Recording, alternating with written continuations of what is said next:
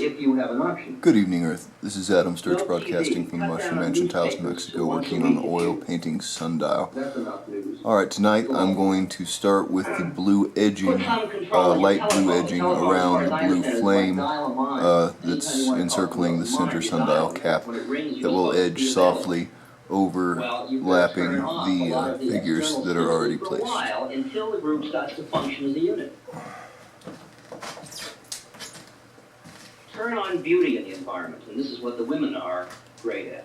Creating ecstasy in the environment with art, with flowers, with beautiful things that wake you up. Anything that's an alarm clock to wake you up to a higher level of consciousness.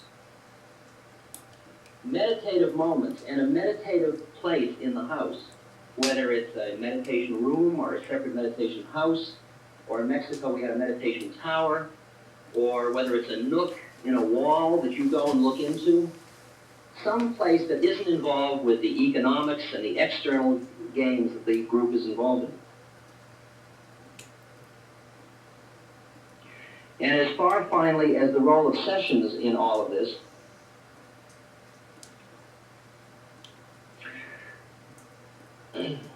I now understand the experiment we went through this winter. We got to the point where it was happening so fast for the four of us that we didn't have time to take LSD.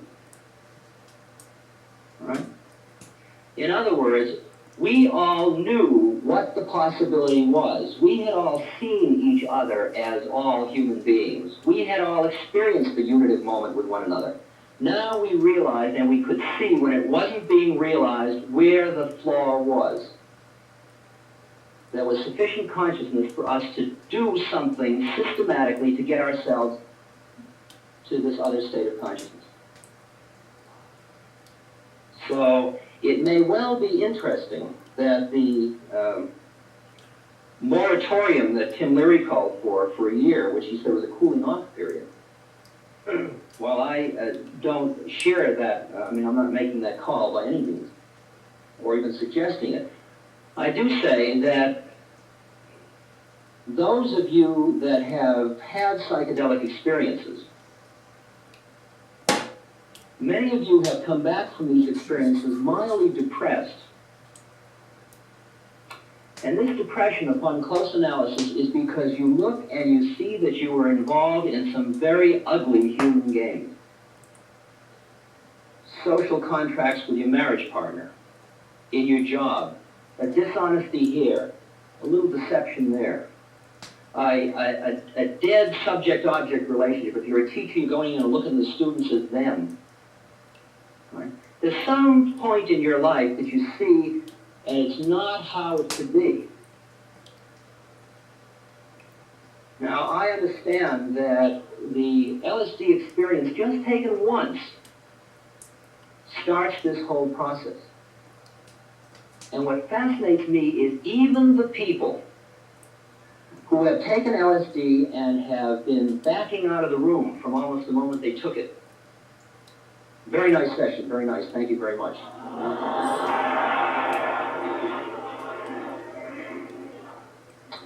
Even these people, a year or two later, you know the funniest thing,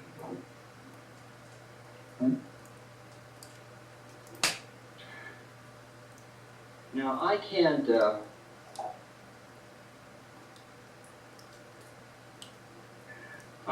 really predict all of the things that will happen as far as the psychedelic world is concerned next.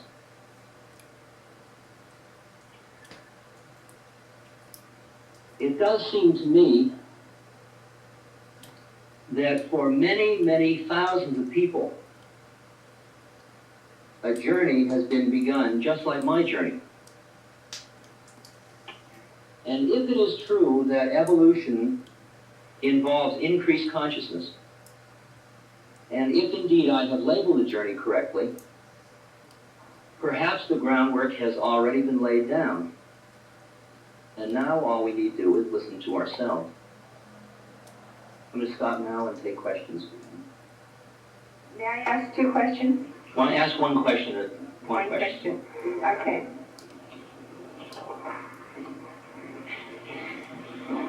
Now, you've seen this, Bob's views on drugs. Yes, I have. That's not my only question. Okay. Thank you so much. Go ahead. This is the setup. I mean, I know I'm walking into this one, so I'm ready for it. She's ready for it, too. Okay, I'll try to talk louder. On February, No, you're going to ask a question now. We're not going to go I'm going to build up to it because this is one thing you haven't said, and I think it'd be interesting to the audience to know this fact. On February 4th, I believe it was, you said in Berkeley that you no longer anticipated using LSD in the foreseeable future. Now, if the paper is right, the Daily Californian, February 7th. I wonder, and you also said that you wanted to know what a man could, if a man could be a man, what a man could be without the drug. And you thought that it says the only way to achieve a perpetual state in which a man can be a man is through non-chemical means, he said. Oh, I didn't say that. Okay, it's an Did you? Oh, that's from me? This is, Okay, then I this said is right. from the, Check. oh, okay. Right. Now, you have postulated that the psychedelic guru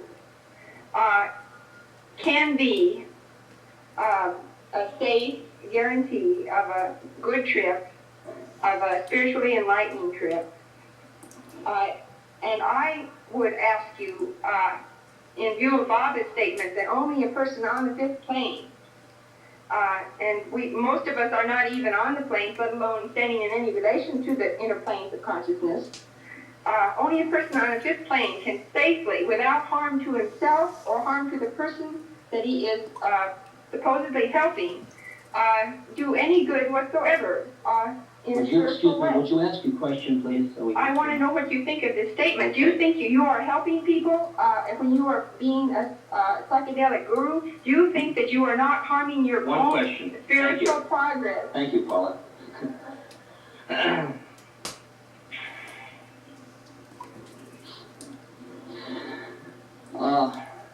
I'd like to tell you a brief story.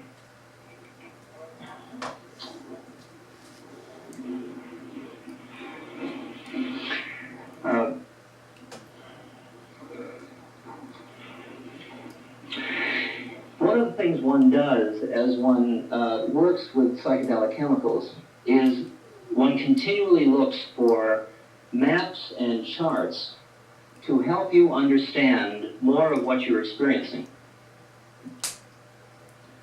Now, in the course of our searches, a number of us independently have come across the works of an Eastern mystic by the name of Meher Baba. And I found when I read his works, called Listen to Humanity, God Speaks, so on, which are available from Sufism Reoriented on Sutter Street,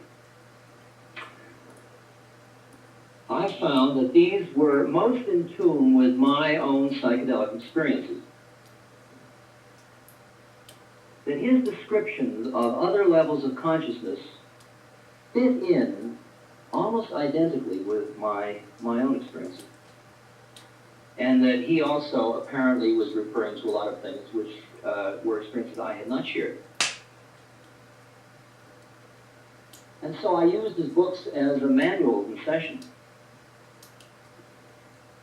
And then, from an old graduate assistant of mine, I got a message that Meher Baba had met a young fellow in India who had said to him, you've got to stop taking drugs. And I said what most people say under these circumstances. Well, he told that young fellow, he didn't tell me. Then came the second message from India, which was telling the young fellow to tell everybody. So I was quite bothered by this, so I wrote this man a letter. Now, not meaning to say anything inappropriate, this man is an avatar who says, in effect, I am God in human form, and it's very difficult to write a letter to such a person. But I wrote as honest a letter as I could, and I explained to him what I was doing and how I was using the psychedelic. And he wrote back, or his secretary wrote back, one of the most sophisticated letters concerning drugs I had ever received, in which he said, in effect, the experiences you're having are illusory. They are no more like true transcendence than a mirage is like water.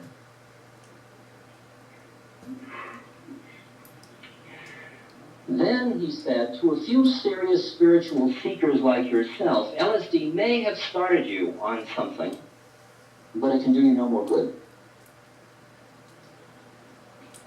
And what you must do now is follow me. Love me enough and I will take you through, because you need a perfect master to get to the seventh plane. Then he said, you may take LSD 3 more times, and then you must stop forever. Well, between the time I sent the letter and the time I received the answer, I had taken it once, so that left me either 2 or 3, depending on how you counted. And I started to wrestle with this problem. After all, I'm supposedly sort of in the LSD business in one way or another. I mean, I'm not pushing it, but I certainly am talking about it and thinking about it and built systems about it. And so I didn't answer his letter, and I got a wire, did you receive my letter? And I sent a wire back that I received his letter. And I continued to wrestle in my own mind with this issue.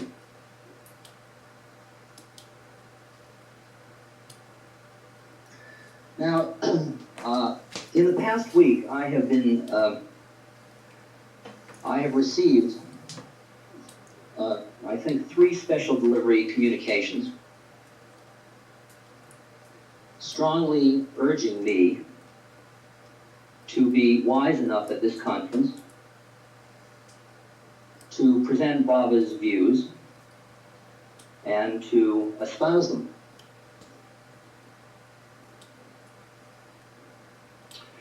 Now, it's very easy to take a reasonably easy way out and say, in effect, well, this guy probably never had LSD.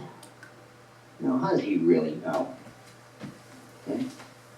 Except that the letters are very sophisticated.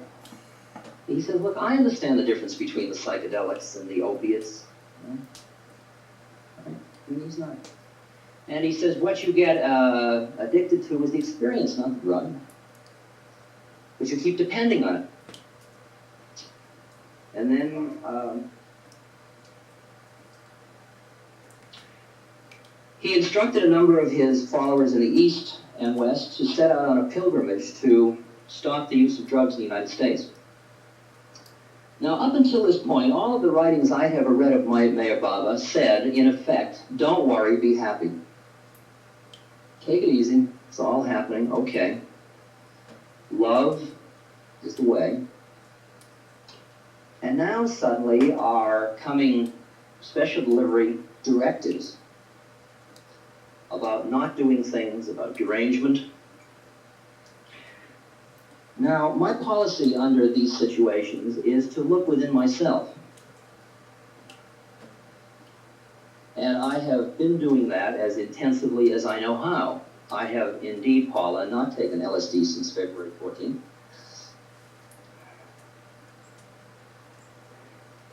And it just doesn't feel right to me, what he said. And it is not in line with my own experiences. And I am not a person of blind faith.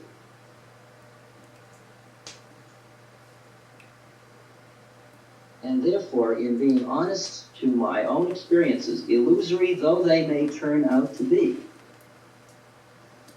I must take the position I am taking, because psychedelics indeed took me from being a very limited, very somewhat mechanical Western man, and opened my eyes enough so that I could even read Mayabhava without scoffing at it. Well, lost evidence. And the flaw in his letter was saying, a few souls like you. Well, who else? Continue, try. Question, please.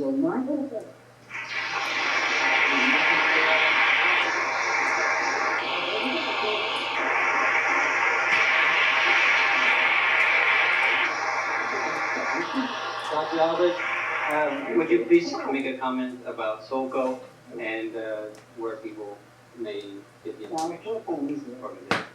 SOCO is a non-geographical insemination-dissemination organization, which has its sole existence in Block 309 at Menlo Park. And if you advise them of your address, a lengthy bibliography on consciousness expansion comes your way, along with all of the other things that interest us, along with pictures of Shiva Shaktis and mandalas and stuff like that. It's I realized that all we could hope for is a social institution at this point. You see, I went to Los Angeles and gave some lectures, and there were like 1,000 people there. And then I sent out a questionnaire, said, if you want to fill it out, send it in. And hundreds of these questionnaires came back of people saying, let's all collaborate in setting up something humanly beautiful to do. And I looked and I looked and I looked, and I realized that the heterogeneity of all of us, because many of us never took psychedelics, but arrived at the states of consciousness through many other means, that there wasn't any single game we could work at. And we learned at the moment, the best thing we could do was set up some kind of a nervous system, which is a mailing list, if you will. And so I just started to offer Box 309 and have been every month or 2 months sending out a mailing as fast as I could afford it. And there are now 8,000 people on the West Coast who are us, whoever we are.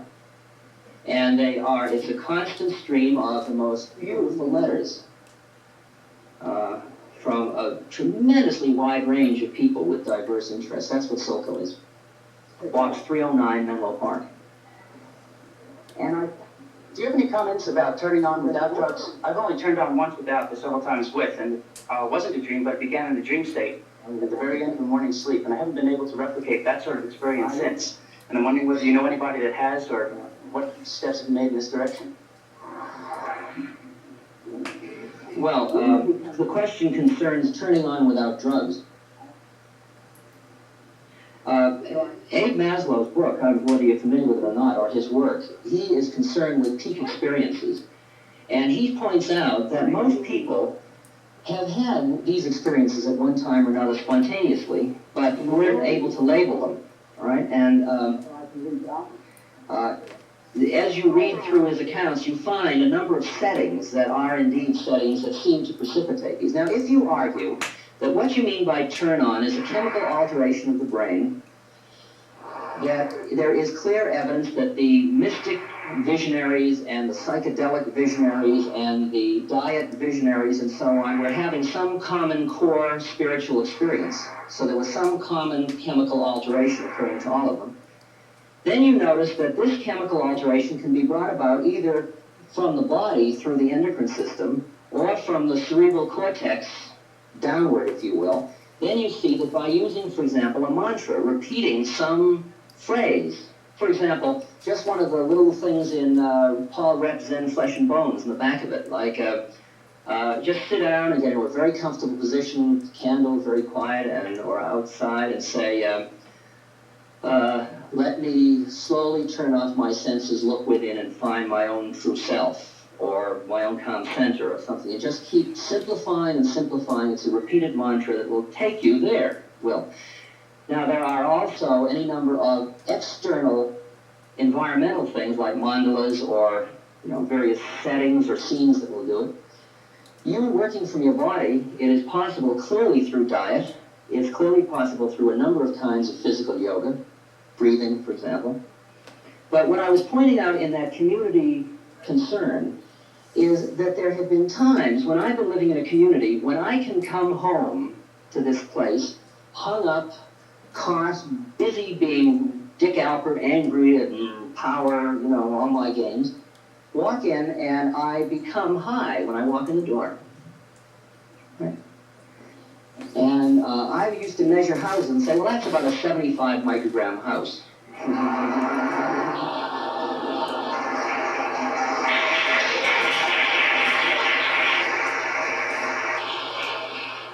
Would you compare and contrast subjectively psilocybin and LSD? Contrast psilocybin and LSD. Subjectively. Subjectively. Well, that's a little hard for me to do accurately because all my psilocybin experiences were predominantly before my LSD experiences, and I haven't had psilocybin available to me for a long time. The best I can say at the moment is that, and furthermore, it has. Okay, all right. Okay. When we were taking psilocybin, we were using dosages anywhere from 2 to 20 milligrams and 26 milligrams, something like that. Now, as I understand it, a comparable dose to 200 micrograms of LSD might be anywhere above 60 milligrams instead of the smaller dosage. So that I don't know that I have comparable data. The experience I had with psilocybin, almost all the experiences were of the, if you define a ladder of experiences, let me give you a quick ladder and then I can show you where it is on the ladder. The most probable experience people report is heightened sensitivity, color, kinesthesis, sound, and so on. And that's a very easy thing to experience. And external hallucinations, the walls creeping and crawling and so on. Then the next level of experience is, when it's a social situation, is feeling that, seeing the other person with figure ground reverse. That is, the ways in which we are different becomes background, and the ways in which we are same becomes figure. And that's quite different from the way most of us live every day, where the way in which we're the same is background, and the figure stands out as individual differences, especially among Westerners. Now, under that condition, there are still... Alright, so that gets an edge around the blue fire, it's just lighter that we see blue. that you and me are made of the same Zoom that thing. out a little bit. Right? And we say, wow, you and I are one, but I still see you as you and I as I. Starts brightening up the bottom Now, section it's a the next little level bit. after that, where all that starts Alright, to well, that's it for the disintegrate. moment. The That's Adam avoidance Sturch starts to broadcasting fall from apart, Mushroom and Mansion, it all Taos, New starts to Mexico, turn working on into oil energy, painting for example. sundial. Or Thanks for other watching and have a levels good night, Earth. where it becomes unity in the perception